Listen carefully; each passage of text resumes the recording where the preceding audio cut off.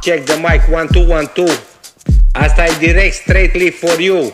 Dacă nu engleză citești, înțelegi, me too. 1, 2, probă, hai să stăm de vorbă, iar îmi fac o ciorbă. Zici că-s domnul bucătar în bucătărie, iar am venit aici pe felie. Dau rimă după rimă, scot o culoare, pun cu pensulat și mă duc la soare. Îl las acolo să se usuce tabloul, după aia vin și îmi fac ștou. Fumez o țigară și mănânc ceva, după ce o s-a uscat voi mai picta, Ce să zic, îmi place viața, la mine acasă zici că e Constanța. Dar eu sunt la Botoșani, dar ce să vezi că am crescut pe litoral. Dacă e nevoie ți le dau ca domnul Goie, dacă vrei ți le dau și ca unul de ăla din cărți de care nu știi. Dar mai bine îți spun că e bine să știi, să știi de toate și să le combini, și să faci cumva să fii în așa fel încât să scapi de bășini, și să fii relaxat și sincer man, și să fii și ondulat și flexibil, și să fii și prostănat. Poți să fii dacă vrei și lejer și intelectual, și versurile ție-ți cer analiză când ești în criză. Dacă când ești fericit te bucură simplu fapt că eu am dat pe beat. Dacă vrei ritmuri și de alea, dacă vrei sofisticate, mai bine caută în altă parte, adică în altă postare unde le-am spus ca un profet. Acum le dau ca MC-ul de pe net, acum le dau ca Constantin, căruia versurile repede îi vin. Îmi place să fac de toate pentru toți, dar mai fac și pentru mine, știu că poți să înțelegi că suntem diferiți și că ideea e că avem naniți. Dacă ei avem și chip, dar mai bine nu ne gândim că aia zic. 1, 2, probă, suntem liberi totuși. Uite că cântăm și suntem așa cum suntem, ne-am eliberat. 1, 2, probă, iar am băgat rap. Învățăm să numărăm și să cântăm, în timp ce toată lumea o energizăm. Hai, dă-i înainte, spărai din ce ai. Bineînțeles, am tras o probă, nu știu dacă o să o pun pe net, ci că nu prea e bine, să o zic direct. Nu știu ce e bine, nu știu ce e rău, dar cred că e mișto și cred că dau cu flow. Eu zic că oamenii se amuză într-o lume atât de confuză, unde ci că toți informează, dar de fapt ei dezinformează. Eu nu fac politică și nu sunt nu știu ce, mie doar îmi plac rimele. 1, 2, probă și am ieșit.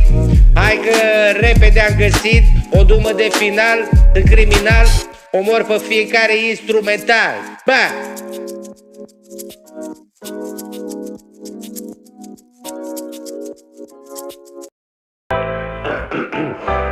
Ia mă, s-aude bine microfonul ăsta, că dau niște rime pe loc acum.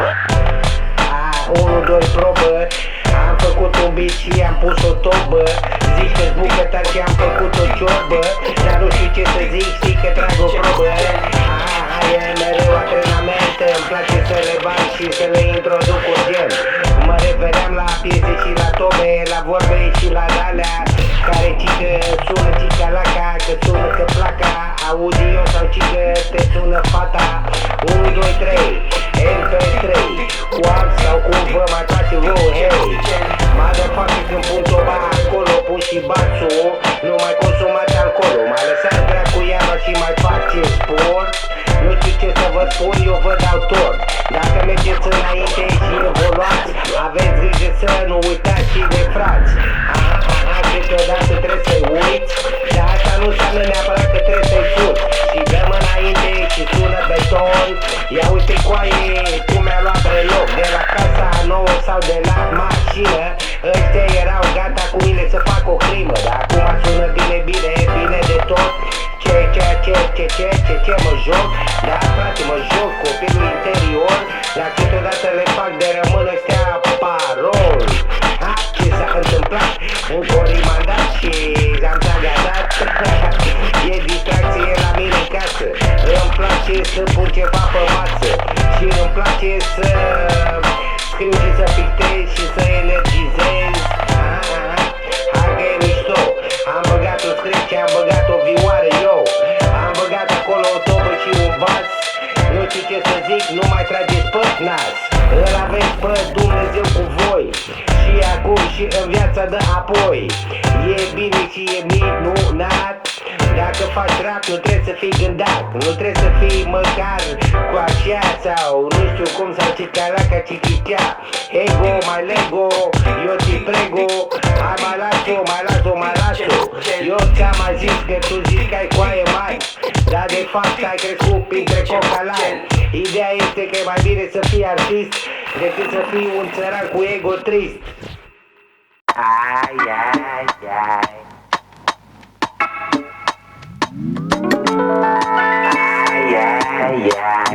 Vine Crăciunul, da, vine Crăciunul. Vine Crăciunul, vine Crăciunul. Vine Crăciunul, da, vine Crăciunul. Vine Crăciunul, da, vine Crăciunul. Vine Crăciunul, da, vine Crăciunul. Vine Crăciunul, vine Crăciunul. Vine Crăciunul, da, vine Crăciunul. Vine Crăciunul, da, vine Crăciunul. Moșule, îți mulțumesc pentru tot. Faptul că sunt aici și că pot. Faptul că sunt uman și nu sunt robot. Faptul că am luat și că am dat tot. Moșule, cu mine tu ai fost bun, așa că acum e rândul meu și îți spun: dă-le la toți cadouri frumoase, bagă-le fericire în case. Vine Crăciunul, da, vine Crăciunul. Vine Crăciunul, vine Crăciunul. Vine Crăciunul, da, vine Crăciunul. Vine Crăciunul, da, vine Crăciunul. Vine Crăciunul, da, vine Crăciunul. Vine Crăciunul, vine Crăciunul. Vine Crăciunul, da, vine Crăciunul. Vine Crăciunul, da, vine Crăciunul. Îmi place de gagica asta cu care vorbesc acum. Îi trimit piesa, nu mai vreau să mă opun. E mal fără rău, e deșteaptă și frumoasă. E spirituală și e de vreme acasă. Au, inima mea, nu știu, Doamne, ce să mă mai fac cu ea. Cred că se dezgheață de tot. Doar vine Crăciunul, hai să dăm tot. Am vrut să pun fudiță și să mă duc la ea, sau să-și pună ea fundiță și să vină în coa. Nu știu ce face, e fată deșteaptă, se joacă cu mine, dar încă aștept. Aș vrea să o fac fericită. Știu că se simte iubită și știu că are tot ce e necesar să mă facă pe mine să îi ofer un dar. Vine Crăciunul, da, vine Crăciunul. Vine Crăciunul, vine Crăciunul. Vine Crăciunul, da, vine Crăciunul. Vine Crăciunul, da, vine Crăciunul. Vine Crăciunul, da, vine Crăciunul. Vine Crăciunul, vine Crăciunul. Vine Crăciunul, da, vine Crăciunul. Vine Crăciunul, da, vine Crăciunul. Vreau să-i mulțumesc că mi-a dat scânteia. Eram rece ca mobila de la Ikea. De când vorbesc cu ea și de când ne sunam, simt, Doamne, cum ne ridicăm. Și orice ar fi, o să o păstrez aproape. E fata care m-a trimis departe. Mi-a zis că pot și că sunt cel mai bun. Pentru asta nu pot decât să spun I love you și îți mulțumesc. Pentru fete ca tine eu îi trăiesc. Am emoții acum și cred că v-am încurcat. Dar ce să zic, e Crăciunul de fapt. Vine Crăciunul, da, vine Crăciunul. Vine Crăciunul, vine Crăciunul. Vine Crăciunul, da, vine Crăciunul. Vine Crăciunul, da, vine Crăciunul. Vine Crăciunul, da, vine Crăciunul. Vine Crăciunul, vine Crăciunul. Vine Crăciunul, da, vine Crăciunul. Vine Crăciunul, da, vine Crăciunul. Vine Crăciunul, da, vine Crăciunul. Vine Crăciunul, vine Crăciunul. Vine Crăciunul, da, vine Crăciunul. Vine Crăciunul, da, vine Crăciunul. Vine Crăciunul, da, vine Crăciunul. Vine Crăciunul, vine Crăciunul. Vine Crăciunul, da, vine Crăciunul. Vine Crăciunul, da, vine Crăciunul.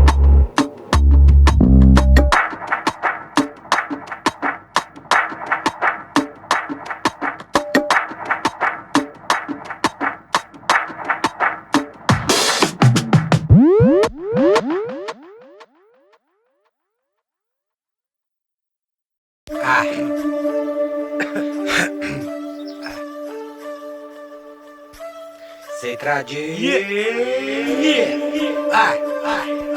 Prințul e hulit în cor de de tot soborul, dar prințul vă arată vouă adevărul. Dacă nu ar fi fost un rege pe care prințul să-l sfideze, nu ar fi fost războaie care să conteze. Și prințul lui se atribuie atâtea, în timp ce regelui se încălzește fruntea. Și prințul următor va fi rege într-o zi, și prințul următor la fel va străluci. Am luat frica din coarne și am zdrobit-o, era soră cu moartea, o umbră am unit-o. Fiori de șoapte încreionau mesaje dezolante, îmi sugerau adesea că mai mult nu se poate. Și cu victoriniști ținute ascunse bine, cântam în inimă ca buciumul peste coline. Fizic încorsetat de o realitate trecătoare, aveam lacrimi pe chip, în inimă mă doare. Nu am știut că pot până am văzut progres, apoi am mers pe fir, am demontat acel succes. Era credința neclintită în protecție divină, și ascultam cum lumea mi se imprimă pe retină. Era joc de a tu de vino, unde pitești și ești pictat, spoit și fermecat, unde ești și macabru, estetic sau uniform, unde într-o secundă poți fi din om de om, unde iubirea, viața, plăcerea sau durerea pot apărea și dispărea. Unde doar spiritul ăsta aprende atunci când va picta printre fluze pe sub nori. Simt cum tu cobori din acerul lumină, ești la mine pe retină, te înfoci și te extinzi pe toți nesurprins. Nu ești doar în ochii mei, ești în ochii tuturor. Ești lumina caldă a unui pui de om, ești visul și speranța unui luptător. Ești calea unui dulce zbor, dar la unii vibri în rugă, la unii vibri în muncă, la unii mergi fără să fii chemat. Îi cauți tu de fapt, ești simplu îngeral. Ne dai înțelepciune, pace și răbdare, ne ții departe de pierzare. Noi suntem mici, greșim constant, dar tu ca un portar te pui pe apărat. Și în lupta dintre rău și bine ne dai iubire, alungă orgoliile și egoismul, mai pune frână când nu ne tace pliscul.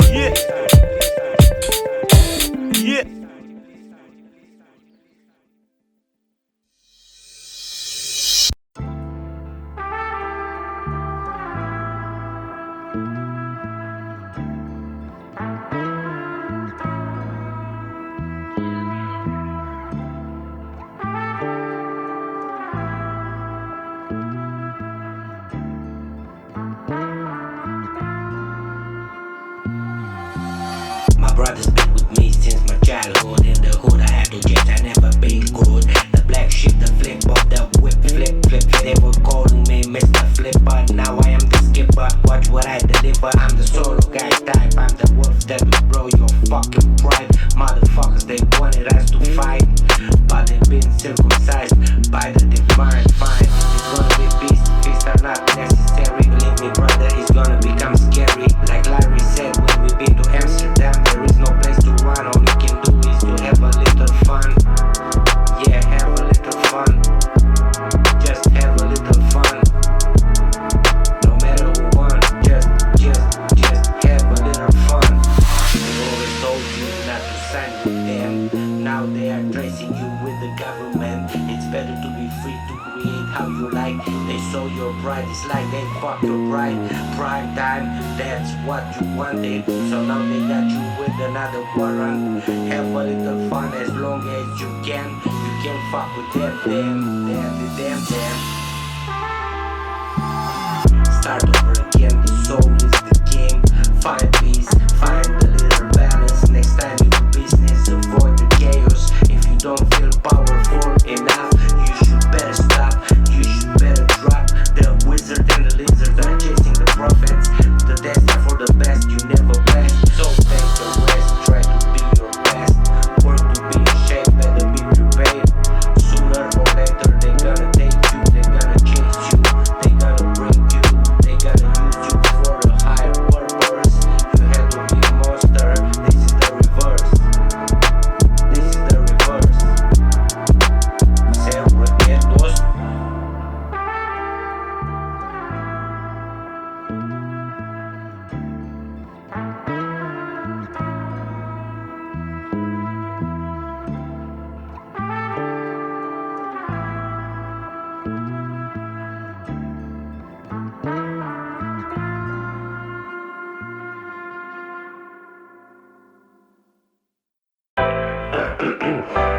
Ia mă, s-aude din microfonul ăsta, te dau niște rime pe loc acum.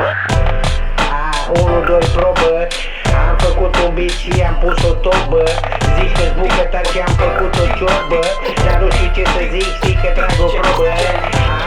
E mereu antrenament, îmi place să le bag și să le introduc urgent.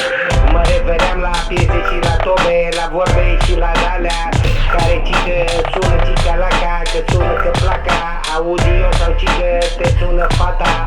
1, 2, 3, MP3, cu alt sau cum vă mai place vouă, hei. Motherfucker, când pun toba acolo, pun și bațul, nu mai consumați alcoolul, mai lăsați dracu iarba și mai faceți sport. Nu știu ce să vă spun, eu vă dau tot. Dacă mergeți înainte și evoluați, aveți grijă să nu uitați și de frați. Câteodată trebuie să-i uiți, dar asta nu înseamnă neapărat că trebuie să-i fuți. Și dăm înainte și sună beton. Ia uite coaie cum mi-a luat preloc, de la casa nouă sau de la mașină. Ăștia erau gata cu mine să fac o crimă, dar acum sună bine, bine, bine de tot. Ce mă joc? Da, frate, mă joc copilul interior, dar câteodată le fac de rămân ăștia parol. Ce s-a întâmplat? Încă o rimandat și am tagadat. E distracție la mine în casă. Îmi place să pun ceva pe masă și îmi place să scriu și să pictez și să energizez. Hai că e mișto. Am băgat un script și am băgat o vioară, yo. Am băgat acolo o tobă și un bas. Nu știu ce să zic, nu mai trageți pe nas. Îl aveți pe Dumnezeu cu voi, și acum și în viața de apoi. E bine și e minunat. Dacă faci rap nu trebuie să fii gândat, nu trebuie să fii măcar cu așa sau nu știu cum, sau cicalaca cichicea. Ego, mai lego, eu te prego. Hai mai las-o, mai las-o, mai las-o. Eu ți-am mai zis că tu zici că ai coaie mai, dar de fapt ai crescut printre cocalani. Ideea este că e mai bine să fii artist decât să fii un țăran cu ego trist.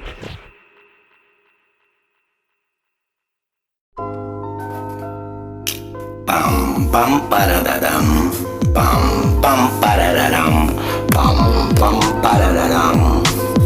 1, 2 probă, am făcut o ciorbă, dar nu sunt un bun bucătar, ci că așa stau ăștia de vorbă despre mine.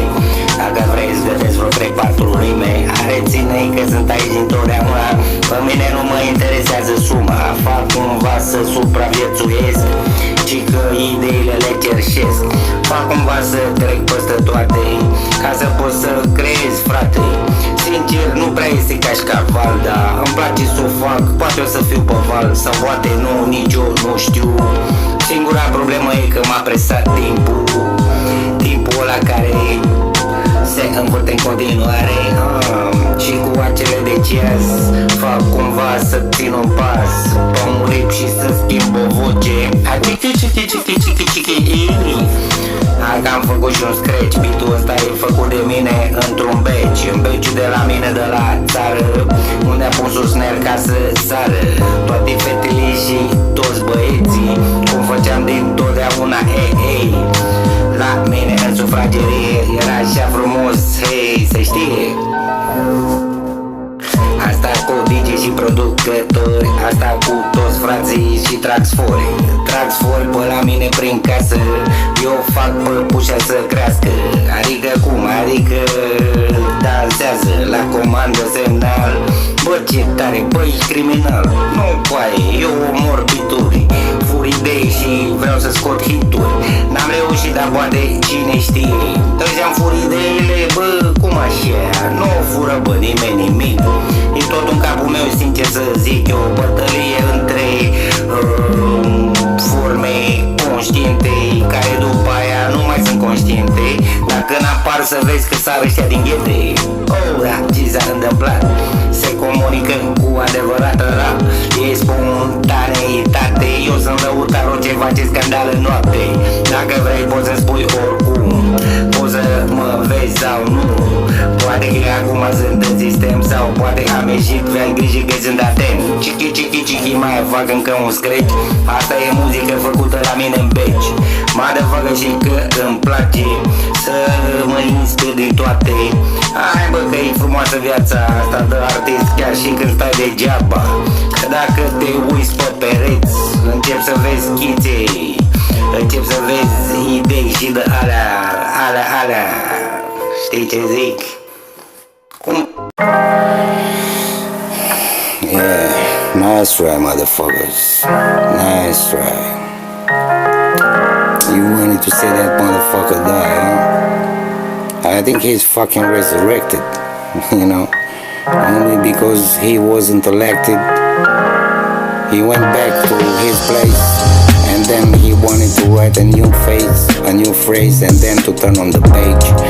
He had to work at the flow, and then he wanted to change again and again and again until he wanted to be like 50 Cent. But then he realized he's not a warrior anymore, and then he had to fight with his own demons that he had inside. And I was here and I turned on the light, and the motherfucker still wants to fight. He doesn't know that he's one of us because he will never trust, and he was taught this way, and we never gonna trust him anyway. But he's keep going and he keeps learning, and I don't know why he's looking for approval because he doesn't need it anymore. But if he wants, he can leave us a note or he can make a goodbye song, and I think he's gonna start. Okay, I wanna say bye-bye to all motherfuckers who wanted to die. I don't wanna die anymore, cause I'm dead anyway. So let's keep it on the floor, let's have the moves, and then let's cut the grooves, and then let's change the lights. I am sick of fucking fights. Ooh, bro, that shit was deep. Where did you get that shit from? I don't know, bro. I think from the universe. Okay, one more time. You think you're ready to start a fight? No, bro. I'm ready to drop it. I'm ready to cut this wire and then take the electricity and go again where I came from, out of space where I was born. And then why the fuck you are here? I am here because they sent it me to that what is a reverse. Okay, so what's up? I don't know, motherfucker, I just know how to rap. I am doing that since I was a kid, but I never made it. I thought I'm gonna be a rich guy, I thought I'm gonna be a fucking superstar. And then what happened, nobody knows. I was in the light and then I was in the darkness, and then I went back to the shadows. What do you mean? I turned off the light and I turned on the mic in my bedroom and I started to rap. Motherfucker. I think they are gonna enter in my house. I don't know why. I don't wanna cry. I just wanted to kill them, you know. And then if I will go to prison, I will make there something magnificent. I will get out, and then maybe after I will be again underground, but I will always be a motherfucker MC and a DJ and a producer and an artist and an abuser. I am abusing my talents. Why you doing that? Because God wanted me to check if I have the power to write a check about all of these things. And I am putting messages in codes and codes into messages because this is what I don't know what the fuck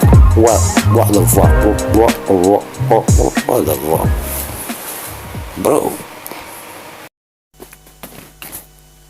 Pentru echipa națională a României o frumoasă melodie. Haide! Eminescu Carajale, Eminescu Carajale, Eminescu Carajale, Eminescu Carajale, Eminescu Carajale, Eminescu Carajale, Dararatiridam.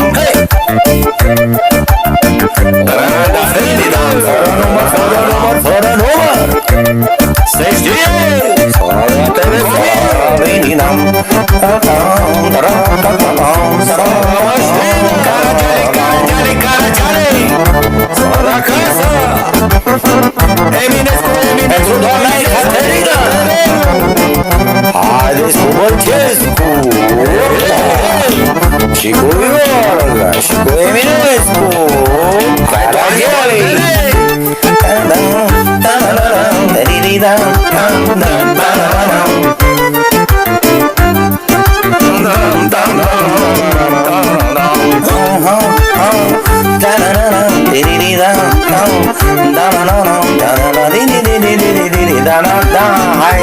Bălcescu în coare. Ecaterina, Rina, ce face rima? Partea mea Costică fără frică. Aduceți-l aici pe Eminescu, Ivo Caragiale, așa era la Jurina.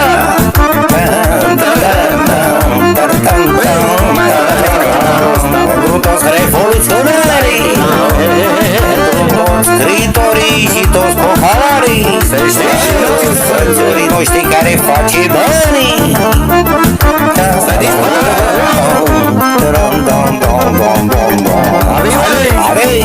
Are, fără număr, de la 0 la 1000, se știe. Hala, solo, bă, fruta. Acum vine Costică fără frică, se știe. Ia-o, Costică fără frică la acordeon. A făcut deja 1 milion de euro. Și în ultimul rând, pentru familia Bagladelor, hai toți DJ, și pentru foarte fetele curentate, pentru toți băieții ce fac rime noaptei, Eminescu și Caragiale și Caterina. Yoga!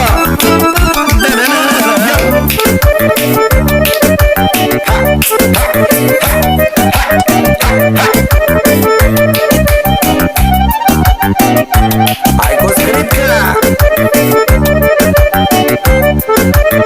Bă, vezi că nu ți bine în buș. S-a câs.